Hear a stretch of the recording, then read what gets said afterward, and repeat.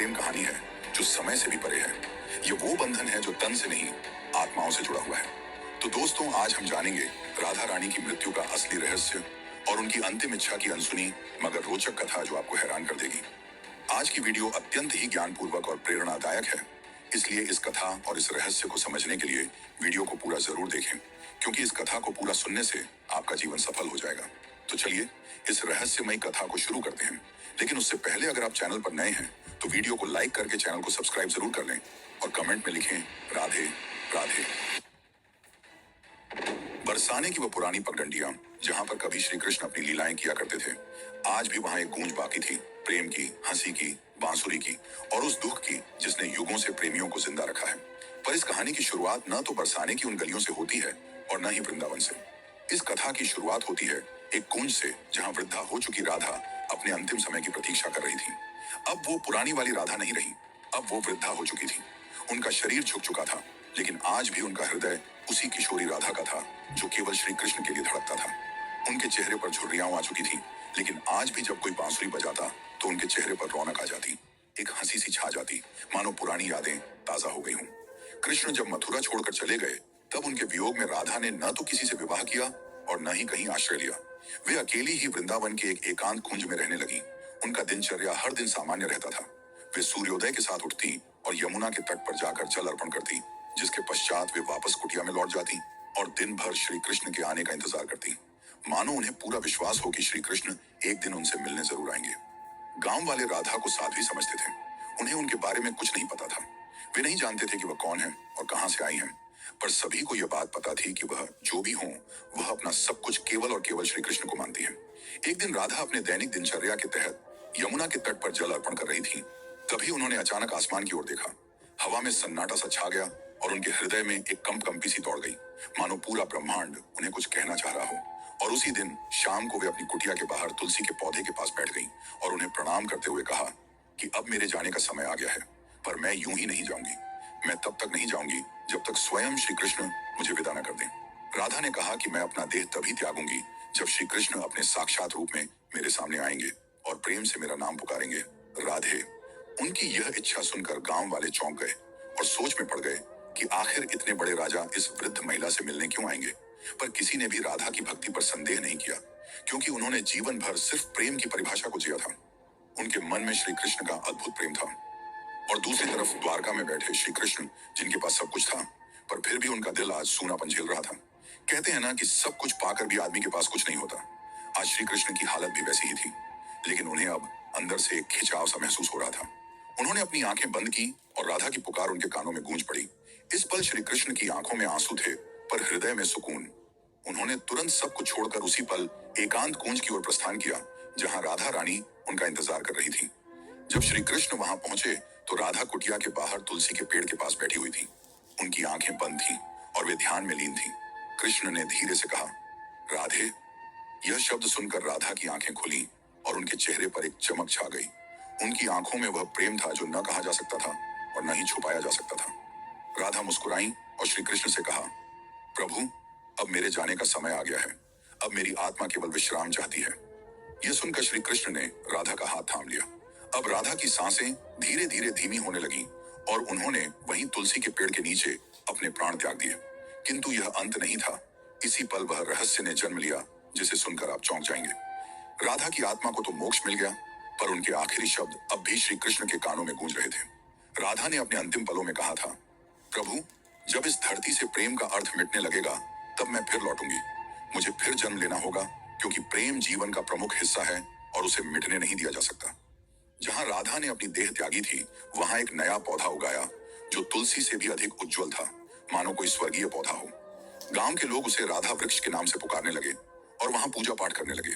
पर किसी को नहीं पता था कि उस पौधे के नीचे एक रहस्य पल रहा था। वह रहस्य था राधा के पुनर्जन्म का, जो आपको चकित कर देगा। कई युग बीतने के बाद जब प्रेम का मूल्य घटने लगा और लोग सिर्फ वासना में डूबने लगे, तब बरसाने से कुछ दूर एक साधारण किसान के घर में एक कन्या का जन्म हुआ।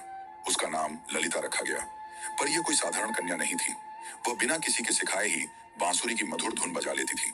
उसकी बांसुरी की आवाज सुनते ही पेड़ों के पत्ते हिलने लगते और पक्षी झूम उठते।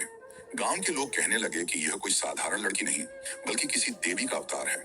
वे कहते कि इसे देखकर राधा की याद आ जाती है। ललिता जब 7 साल की हुई तो एक दिन वह यमुना के किनारे बैठी थी। उसी वक्त एक संत वहां से गुजरे। उन्होंने ललिता को देखा और जब उसकी आंखों में झांका तो वे मंत्रमुग्ध हो गए। उन्होंने कहा, वही आंखें, वही चंचल मुस्कान, राधा तुम लौट आई। ललिता को अक्सर सपने में एक सुंदर श्याम वर्ण पुरुष दिखाई देता, जो कोई और नहीं बल्कि श्री कृष्ण ही थे। वे कुछ नहीं बोलते, बस बांसुरी बजाते रहते। उस बांसुरी की धुन ललिता के दिल को छू जाती। एक दिन ललिता ने अपनी माँ से पूछा, माँ ये प्रेम क्या होता है? माँ ने जवाब दिया, तू अभी बच्ची है, तुझे प्रेम का क्या पता। ललिता चुप हो गई, लेकिन उसकी आंखों में एक पुराना दर्द था, मानो उसने यह सवाल पहले भी किसी और जन्म में पूछा हो। जब ललिता 13 साल की हो गई तो एक दिन वह यमुना तट के पास बैठकर बांसुरी बजा रही थी कि तभी अचानक उसकी बांसुरी से अलग धुन निकलने लगी। वही धुन जो श्री कृष्ण उनके सपनों में आकर बजाया करते थे। अचानक वहां की जमीन थोड़ी सी फटी और एक मूर्ति सी दिखाई दी। ललिता ने उस मूर्ति को निकाला। वह मूर्ति एक स्त्री की थी जिसने बांसुरी पकड़ी हुई थी। जैसे ही ललिता ने उस मूर्ति को अपने हाथ में उठाया, उस मूर्ति से एक दिव्य आवाज निकली जिसने कहा, तुम लौट आई राधे। ललिता चौंक गई। आखिर यह कौन थी और क्यों उसका नाम राधे पुकारा जा रहा था? तो चलिए जानते अब आगे की कथा, जो और भी रोमांचक और रहस्यमयी है। लेकिन उससे पहले अगर वीडियो अच्छी लग रही हो तो इसे लाइक करके कमेंट में राधे कृष्ण जरूर लिखें। उस दिन के बाद ललिता का व्यवहार बदलता जा रहा था। अब वह गहराइयों में सोचने लगी थी। वो जानना चाहती थी कि वह कौन है और उसका जन्म क्यों हुआ है। आखिर क्यों उसे प्रेम और कृष्ण जैसे शब्द इतना आकर्षित करते हैं। उसी दौरान एक संत हिमालय से कई वर्षों की तपस्या कर बरसाने लौट रहे थे। जब उन्होंने ललिता को देखा तो वे स्तंभ रह गए। वह बोले, युगों पहले मैंने यही आंखें राधा की देखी थी। कन्या, तुम इस युग की नहीं हो, तुम्हारा जन्म किसी उद्देश्य से हुआ है। ललिता ने पूछा, कौन सा उद्देश्य? तब उस तपस्वी संत ने अपनी आंखें बंद कर जवाब दिया, अभी के युग में प्रेम केवल एक शब्द बनकर रह गया है। तुम्हें उसे फिर से जीवन बनाना है। अब बरसाने की गलियों में एक नई कथा जन्म लेने वाली थी। दरअसल यह कथा नई नहीं बल्कि पुरानी थी, राधा के पुनर्जन्म की कथा। अब ललिता किशोर अवस्था में पहुंच चुकी थी। अब उनके मन में विचित्र सी बेचैनी थी, मानो कोई उन्हें पुकार रहा हो। रातों में ललिता यमुना के तट पर अकेले बैठती और उस अज्ञात पुरुष की कल्पना करती जो उन्हें सपनों में दिखाई दिया करते थे। एक दिन ललिता ने अपनी माँ से पूछा, माँ क्या प्रेम बिना कहे भी हो सकता है? तब उनकी माँ ने जवाब दिया, बेटी सच्चा प्रेम तो वही होता है जो कुछ कहे बिना ही हो जाए। पर ललिता तो कुछ और ही सोच रही थी। उसका हृदय उस व्यक्ति के लिए धड़क रहा था जिससे वो कभी मिली भी नहीं थी। एक दिन उस स्वामी ने ललिता को अपने आश्रम में बुलाया और कहा, राधे अब समय आ गया है। कृष्ण इस युग में जन्म ले चुके हैं, पर इस युग में उन्होंने एक ब्राह्मण के रूप में जन्म लिया है और तुम्हें उन्हें ढूंढना पड़ेगा। यह सुनकर ललिता खुशी के मारे झूमने लगी, क्योंकि जिस पल का उसे इंतजार था वो आने वाला था। पर एक समस्या थी, ललिता श्री कृष्ण को पहचानेंगी कैसे? तब उस संत ने कहा, जब वे तुम्हारे सामने आएंगे तो तुम खुद ही उसे पहचान लोगी। पर ध्यान रखना, इस बार परीक्षा और भी ज्यादा कठिन होगी, क्योंकि अब युग बदल चुका है। अब तुम्हारा प्रेम व्यक्तिगत नहीं रहा, बल्कि अब तुम्हें लोगों और समाज का सामना करते हुए पूरे संसार को प्रेम का अर्थ समझाना होगा। अब श्री कृष्ण पुनर्जन्म ले चुके थे और एक नव युवक साधु के रूप में थे, जिनका नाम अनंतानंद था, जो लोगों को उपदेश दिया करते थे। पर कोई नहीं जानता था कि असल में अनंतानंद है कौन। वे जब प्रवचन देते तो प्रेम की ऐसी वाणी बोलते कि लोग रो पड़ते थे।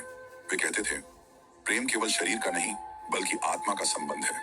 प्रेम का अर्थ ही है त्याग और समर्पण। पर अंदर से वे भी अधूरा सा महसूस करते थे। वे भी हर रात यमुना के तट पर जाकर बैठ जाते और उस अज्ञात स्त्री के स्वप्न में खो जाते।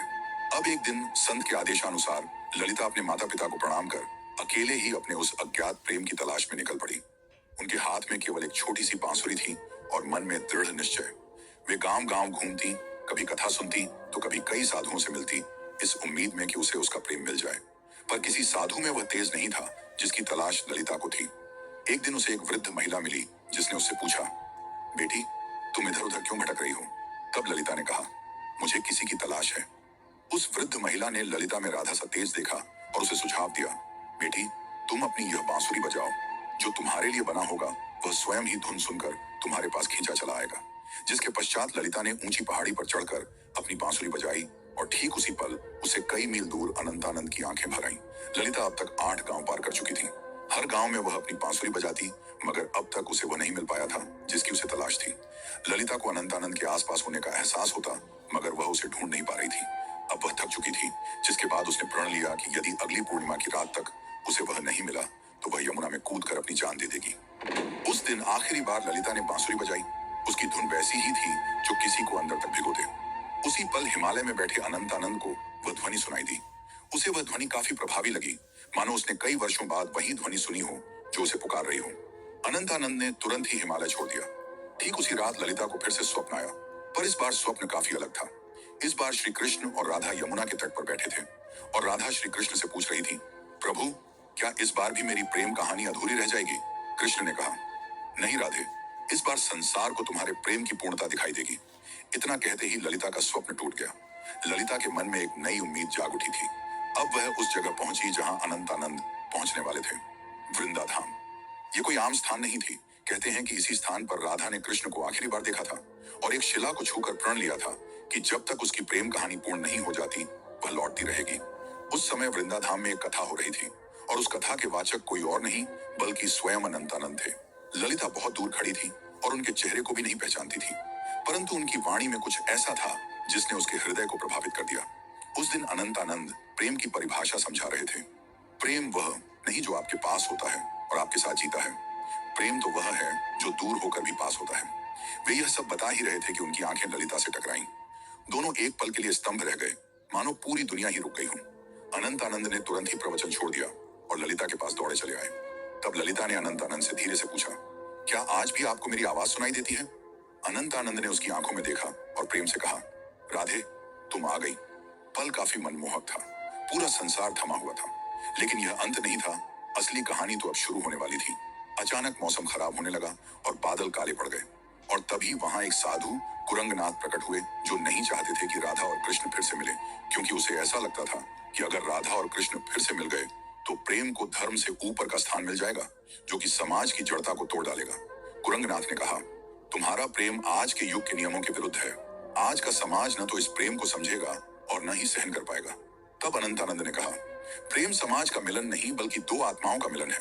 तब कुरंगनाथ ने कहा, तो फिर अब तैयार हो जाओ अंतिम परीक्षा के लिए। कुरंगनाथ ने कहा कि यदि तुम्हारा प्रेम सच्चा है तो अगली पूर्णिमा की रात तक ललिता अपनी आंखों पर पट्टी बांध लेगी और वह बिना देखे और बिना सुने तुम्हें ढूंढ निकालेगी। यदि वह इसमें असफल हो जाती है तो दोनों को फिर से युगों युगों के लिए बिछड़ना होगा। अनंतानंद यह सुनकर मौन रह गए, पर ललिता ने बड़े ही प्रेम पूर्वक और शक्ति से कहा, मुझे आपकी यह शर्त मंजूर है। पूर्णिमा की रात पास आ रही थी। यह परीक्षा ललिता के लिए केवल एक शर्त नहीं थी बल्कि उसके प्रेम और संयम की लड़ाई थी। वह खुद भी यह जानना चाहती थी कि क्या बिना देखे सिर्फ मन और आत्मा से प्रेम किया जा सकता है या नहीं। अब उसने अपने नेत्रों पर पट्टी बांध ली और कसम खाई कि वह अब किसी को नहीं देखेगी जब तक उसकी आत्मा उसे स्वयं श्री कृष्ण को न दिखा दे। लोगों ने जब उसे ऐसा करते देखा तो वे उसका मजाक उड़ाने लगे कि आजकल की कन्याओं को तो सिर्फ नाटक करना आता है। लेकिन कुछ ऐसे भी थे जिन्होंने उसके इस प्रयास की तारीफ की और उसे हिम्मत दी और बोले, हे राधे, तुम इस युग में जरूर प्रेम को जीत दिलाओगी। उधर दूसरी ओर अनंतानंद एक सुनसान गुफा में ध्यान मग्न बैठे थे। वे केवल एक ही शब्द दोहरा रहे थे, राधे। वे न कुछ खा रहे थे न पी रहे थे। उनके शिष्य इस दृश्य को देखकर घबरा गए और बोले, गुरुदेव, यदि ऐसे ही चलता रहा तो आप जीवित नहीं बचेंगे। तब अनंतानंद ने मुस्कुराते हुए उत्तर दिया, मेरे प्राण तो केवल राधे में बसते हैं। इतना कहकर उन्होंने अपने शिष्यों को आदेश दिया कि यदि ललिता उनके बारे में पूछे तो उसे न उनका चेहरा बताया जाए न ही उस स्थान का पता दिया जाए जहां वे ध्यान कर रहे हैं। वे भी जानना चाहते थे कि क्या इस युग में भी राधा केवल अपनी आत्मा की पुकार से उन्हें ढूंढ पाएगी। इधर ललिता अपनी आंखों पर पट्टी बांधे गांव गांव भटक रही थी। वह अनेक साधुओं से मिलती और पूछती, क्या आप अनंतानंद हैं? पर उसे कुछ हासिल नहीं हो रहा था। कुछ साधुओं ने तो यहाँ तक झूठ बोलने की कोशिश की कि मैं ही अनंतानंद हूँ, पर ललिता का हृदय उन्हें पहचान जाता। उनकी आवाज में वह माधुर्य नहीं था, न ही वह तेज था जो केवल आत्मा से पहचाना जा सकता था। एक बार एक साधु उनके पास आया जिसमें गजब का तेज था और जिसकी वाणी अत्यंत मधुर थी। उसने ललिता से कहा, मैं ही अनंतानंद हूँ। यह सुनकर ललिता एक पल के लिए डगमगा गई, पर तुरंत ही उसे एहसास हो गया और उसने उस साधु से कहा, आप में तेज तो काफी है, पर आप वह आत्मा नहीं है जिसकी मुझे तलाश है। उसी क्षण उस साधु ने अपना भेष बदल लिया। दरअसल वह कुरंगनाथ ही था जिसने भ्रम फैलाने के लिए ऐसा किया था। अब कुरंगनाथ ने क्रोध में कहा, तू अब तक नहीं टूटी? आखिर किस प्रेम की बात करती है तू? इतना सुनकर ललिता ने कहा, मेरा प्रेम इस युग के बंधनों से मुक्त है जिसे शब्दों में समझाना असंभव है। इतना सुनकर कुरंगनाथ वहां से चला गया।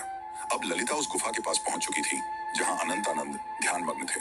ललिता धीरे धीरे गुफा के अंदर गई और अंत में उसे वहां किसी के होने का आभास हुआ जिससे दिव्य तेज निकल रहा था। ललिता ने उन्हें पहचान लिया और उनके पास जाकर अपनी बांसुरी उनके पैरों में रख दी और कहा, मैं आपको देख नहीं सकती, पर मेरा हृदय काफी जोर से धड़क रहा है। क्या आप वही हैं जिनकी मुझे तलाश है?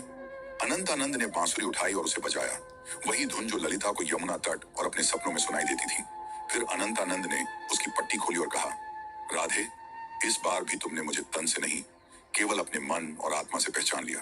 वे दोनों रो पड़े। उनकी आंखों में कई सालों की थकान थी जो अब मिट रही थी।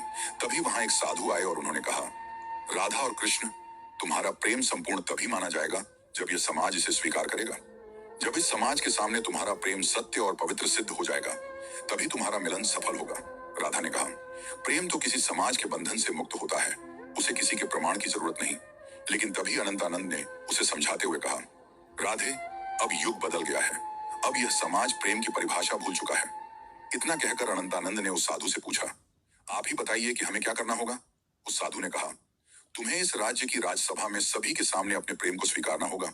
तुम्हें वहां राजा, पंडित और प्रजा सभी को यह बतलाना होगा कि एक ब्रह्मचर्य साधु और एक साध्वी भी प्रेम के बंधन में बंध कर धर्म के मार्ग पर चल सकते हैं। अगले दिन वे दोनों राजसभा में उपस्थित हुए।